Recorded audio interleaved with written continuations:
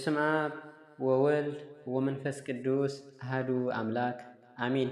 ሰላም አምላክ ምሳኹም ይኹን። ክቡራት ኣሕዋትን ኣሓትን ደቂ ተዋህዶ ከመይ ውዒልኩም? እግዚአብሔር ይመስገን ኢልና ክነመስግኖ እስካብዛ ሰዓት እንዳቂቃን ብሰላም ብጥዕና ገይሩ ዘፅንሕና ልኡለ ባህሪ እግዚአብሔር ኣምላኽና ክብርን ምስጋናን ይብፃሕዮ። እሺ ኣብ ዝሓለፈ ንባብ ቀዳማይ ቆሮንጦስ ምዕራፍ 12 በፂሕና ነርና። ሎማዓንቲ ደሞ 13 14 ይሕዝልኩም መፅአ ዘለኹ። እዚ ፅሑፋት ዘንብቦ ዘለኹ ብጣዕሚ ሃናፂ እዩ። ነዚ ቻናል ሓደሽ ዝኾንኩም ሰብስክራይብ ብምግባር ቤተሰብ ኩኑ። ተኸታተልትና ዝኾንኩም ድማ ብላይክ ጀምርዎ እናበልኩ ብፀሞናት ተድምፅዎን ሸር ድማ ክትልዎን ብትሕትና እናኣኸብለኩም። ንባብ ቀዳማይ ቆሮንጦስ ምዕራፍ 13 ብዛዕባ ፍፁም ፍቕሪ እዩ ዝጅምር። በቋንቋታት ሰብን መላእክትን እንተተዛረብኩ ግና ፍቅሪ እንተዘይብለይ ከም ዝደምፅ ነሃስ ወይ ጭልጭል ከም ዝብል ጸናጽል እየ። ውህብቶ ትንቢት እንተሃለወኒ ኩሉ ምስጢራትን ኩሉ ፍልጠትን እንተፈለጥኩ እምባታት ተኸሳዕ ዘፍልስ ከዓ ፍጹም እምነት እንተሃልዩኒ ግና ፍቅሪ እንተዘይብለይ ከንቱ እየ። ኩሉ ገንዘበይ እውን ንድኻታት እንተዓደልኩ ሰብነተይ ብሓውን ምቅጻል ሓሊፈ እንተሃውኩ ግና ፍቅሪ እንተዘይብለይ ሓደ እኳ ኣይጠቕመንን እዩ። ፍቅሪ ይዕገስ፣ ፍቅሪ ይርህርህ፣ ፍቅሪ ኣይቀንእን፣ ፍቅሪ ኣይምካሕን ኣይዕበይን፣ ፍቅሪ ዘይግባእ ኣይገብርን፣ ፍቅሪ ንኣይ ይጣዕመኒ ኣይብልን፣ ፍቅሪ ኣይበሳጮን፣ ፍቅሪ ኣይቅየምን፣ ፍቅሪ ብሓቂ ይሕጎስ እምበር ብዓመፅ ባህ ኣይብሎን፣ ፍቅሪ ንኹሉ ይፀውር፣ ንኹሉ ይኣምን፣ በኩሉ ድማ ተስፋ ይገብር፣ ንኹሉ እውን ይዕገስ። ትንቢት እንተሃልዩ ንሱ ክሳዕር እዩ። ምዝራብ ቋንቋታት እንተሃልዩ ንሱ ክውዳእ እዩ። ፍልጠት እንተሃልዩ እውን ንሱ ክሳዕር እዩ። ፍቅሪ ግና ከቶ ኣየቋርፅን እዩ።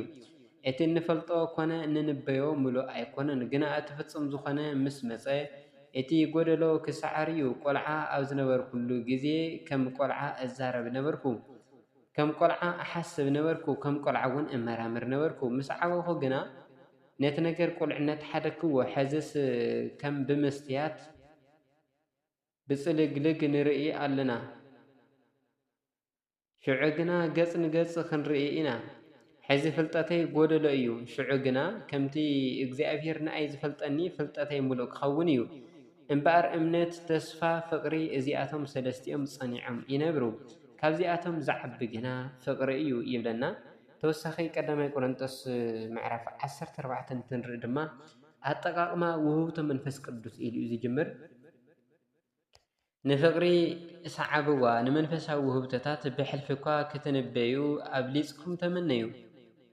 ብቋንቋታት ዝዛረብ ንእግዚአብሔር እምበር ንሰብ ኣይኮነን ዝዛረብ፣ ነቲ ዝዛረቦ ዘስተውዕሎ ሓደ እኳ የለን። ንሱ ግና ብመንፈስ ቅዱስ ምስጢራት እዩ ዝዛረብ። ትንቢት ዝንበ ግና ንሰብ ዝሃንፅን ዘተባብዕን ዘጸናንዕን እዩ ዝዛረብ። ብቋንቋታት ዝዛረብ ንባዕሉ ይሃንፅ፣ ትንቢት ዝናገር ግና ንቤተ ክርስቲያን ይሃንፅ። ሕዚ ከዓ ኩላኻትኩም ብቋንቋታት ክትዛረቡ ብሕልፊ እኳ ከተንበዩ ድልየተይ እዩ። እታ ቤተ ክርስቲያን ምእንቲ ክትህነፅ ነቲ ብቋንቋታት ዝተዛረቦ እንተዘይተተርጎመ ካብቲ ብቋንቋታት ዝዛረብ እቲ ዝንበ ይበልፅ። ሕዚ ግና ኣሕዋተይ ብራእይ ወይ ብፍልጠት ወይ ብትንቢት ወይ ብትምህርቲ ዘይኮነስ ናባኻትኩም መፅኤ ብቋንቋታት እንተተዛረብኩ እንታይ ምጠቐምኩኹም? እቲ ህይወት ዘይብሉ ከም እምብልታ ወይ መሰንቆ ዝመሰለ ዝደምፅ ነገራት ፍሉይ ዝኾነ ቃና እንተዘየስምዐ እቲ ብእምብልታ ወይ ብመሰንቆ ዝተቃነየ እንታይ ምዃኑ ይፍለጥ። መለከትከ ዘይፍሉጥ ድምፂ እንተኣስምዐ መን እዩ ንውግእ ዝስለፍ? ከምኡ ከዓ ንስኻትኩም ሰብ ብዘይርድኦ ቋንቋ እንተተዛረብኩም ነቲ ዝተዛረብኩምዎ መን ክርድኦ ይኽእል? ምስ ንፋስ ከም ዝዛረብ ኢኹም እትኾኑ። ኣብ ዓለም በበይኑ ዝኾነ ብዙሕ ቋንቋታት ኣሎ፣ ትርጉም ዘይብሉ ግና የለን። እምበኣር ኣነ ናይቲ ዝተነገረ ቋንቋ ትርጉም ዘይፈልጥ እንተኾይነ ነቲ ኣነ ዘዛረቦ ባዕዲ እየ ዝኾኖ፣ እቲ ዝዛረብ ከዓ ባዕዲ እዩ ዝኾነኒ። ከምኡ ድማ ንስኻትኩም ውህብቶታት መንፈሲ ሃረር እትብሉ ካብ ኮንኩም እቶም ንቤተ ክርስቲያን ዝሃንፁ ውህብቶታት ክበዝሐልኩም ድለዩ። ብቋንቋታት ዝዛረብ ምትርጓም ምእንቲ ክኽእል ይጸሊ። ብቋንቋታት እንተጸለኹ መንፈሰይ እዩ ዝጽሊ፣ ኣእሙረይ ግና ብዘይ ፍረ እዩ። እሞ እንታይ ደኣ ክገብር? ብመንፈስ ክጽሊ ብኣእሙረይ እውን ክጽሊ እየ፣ ብመንፈስ ክዝምር ብኣእሙረይ እውን ክዝምር እየ። እንተዘይኮነ ብመንፈስ ክትባረኽ እንተለኻ ኣብ ጉባኤ ዘሎ ዘይርድኦ ሰብ ነቲ እትብሎ እንተዘይፈለጦ ከመይ ገይሩ ብምስጋናኻ ኣሜን ክብል ይኽእል። ንስኻ ጽቡቕ ጌርካ ተመስግን ኣለኻ፣ እቲ ካሊእ ግና ኣይህነጸሉን። ካብ ኩሎኻትኩም ብዝበለጸ ብቋንቋታት ስለ ዝዛረብ ንእግዚአብሔር ኣመስግኖ እየ። ኣብ ቤተ ክርስቲያን ግና ንኻልኦት ምእንቲ ክምህር ብቋንቋታት እልፊ ቃላት ካብ ዝዛረብ ብኣእምሮ 5 ቃላት ክዛረብ እፈቱ።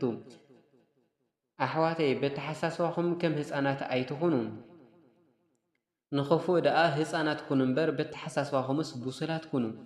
ኣብ ኦሪት ነቲ ህዝቢ እዚ ብኻሊእ ዝቋንቋኣቶም ሰባትን ብኣፍ ጓኖትን ገይረ ክዛረቦም እየ፣ ምስ እዚ ኩሉ እኳ ኣይሰምዑንን እዮም ይብል እግዚኣብሔር ተባሂሉ ተጻሒፉሎ። ስለዚ ብቋንቋታት ምዝራብ ነቶም ዝኣምኑ ዘይኮነስ ነቶም ዘይኣምኑ ምልክት እዩ። ትንቢት ከዓ ነቶም ዘይኣምኑ ዘይኮነስ ነቶም ዝኣምኑ እዩ። እታ ቤተ ክርስቲያን ብምልእታ ምስ ተኣከበት ነፍሲ ወከፍ ከዓ ብቋንቋታት እንተዝዛረብ እሞ ዘይተምሃሩ ወይ ዘይኣምኑ ሰባት እንተዝመፁ እዚኣቶም ዓቢዶም እዮም ኣይምበልኩምን ዶ? ኩላቶም እንተዝንበዩ ግና ሓደ ዘይኣምን ወይ ዘይተምሃረ እንተዝኣቱ በቲ ኩላቶም ዝብልዎ መተወቕሰ በቲ ኩሎም ዝብልዎ እውን መተፈርደ እቲ ኣብ ልቡ ዝተሰወረ ነገር እውን መተገልጸ ብርግጽ እግዚኣብሔር ኣብ ማእኸልኩም ኣሎ እናበለ ድማ ብገጹ ተደፊኡ ንእግዚኣብሔር መሰገደ። ስነ ስርዓት ኣብ ቤተ ክርስቲያን እምበኣርከስ ኣሕዋተይ እንታይ ይሓይሽ ክትእከቡ እንተለኹም ንስንሳቱ መዝሙር ኣለዎ፣ ትምህርቲ ኣለዎ፣ ራእይ ኣለዎ፣ ብቋንቋታት ናይ ምዝራብ ኣለዎ፣ ትርጉም ኣለዎ። ኩሉ ውህብቶ ንምህናፅ ይገብር። ብቋንቋታት ዝዛረብ እንተሃልዮም ክልተ እንተበዝሑ ከዓ 3 በብታራ ይዛረቡ፣ ሓደ ድማ ይተርጉሞ። ተርጓሚ እንተዝየለ ግና እቲ ብቋንቋታት ዝዛረብ ኣፍታ ቤተ ክርስቲያን ስቕ ይበል፣ ንባዕሉን ንእግዚኣብሔርን ጥራሕ ይዛረብ። ነቢያት 2 ወይ 3 ኮይኖም በብታራ ይዛረቡ፣ እቶም ካልኦት ድማ ይመርመሩ። ካብቶም ተቐሚጦም ዘለዉ ንሓደ ራእይ እንተተገለጸሉ ግና እቲ ቀዳማይ ስቕ ይበል። ኩላቶም ምእንቲ ክመሃሩ ኩላቶም እውን ምእንቲ ከተባብዑስ ኩልኻትኩም በብሓደ ክትንበዩ ትኸእሉ ኢኹም። እቶም መናፍስቲ ነቢያት ነቶም ነቢያት ይግዝእዎም እዮም እሞ እግዚኣብሔር ናይ ሰላም ኣምላኽ እምበር ናይ ህውከት ኣምላኽ ኣይኮነን። ኣብ ኩለን ናይ ቅዱሳን ኣብያተ ክርስቲያናት ከምዚ እዩ። ኣንስቲ ኣብ ቤተ ክርስቲያን ክዛረባ ኣይተፈቐደለንን እዩ እሞ ስቕ ይበላ፣ ገና ከምቲ ሕጊ ሙሴ ዝብሎ ይተኣዘዛ። ክመሃራ እንተደለያ ከዓ ኣብ ገዛኣተን ንሰብኡተን ይጠይቃ። ንሰበይቲ ኣብ ቤተ ክርስቲያን ምዝራብ ነውሪ እዩ እሞ ቃል እግዚኣብሔር ካባኻትኩም ድዩ ወፂኡ ወይ ካባኻትኩም ጥራሕ ድዩ በፂሑ ወይ ኣባኻትኩም ጥራሕ ድዩ በፂሑ? ሓደ ኣነ ነቢ እየ ወይ መንፈሳዊ ውህብቶ ኣለኒ ዝብል እንተሃልዩ እዚ ዝጽሕፈልኩም ዘለኹ ትእዛዝ እግዚኣብሔር ምዃኑ ይፍለጥ። ነዚ ክፈልጥ ዘይደሊ እንተሃልዩ ንሱ እውን ኣይፍለጥን። ስለዚ ኣሕዋተይ ክትንበዩ ሃረር በሉ፣ ብቋንቋታት ምዝራብ ድማ ኣይትከልክሉ። እንተኾነ ኩሉ ብስርዓትን ብኣግባብን ደኣ ይኹን ይብለና። ተወሳኺ ንባብ ቀዳማይ ቆሮንጦስ ምዕራፍ 15 ይቕጽል። ወስብሐት ለእግዚአብሔር ልዑል ወለወላዲቱ ድንግል ወለመስቀሉ ክቡር አሜን።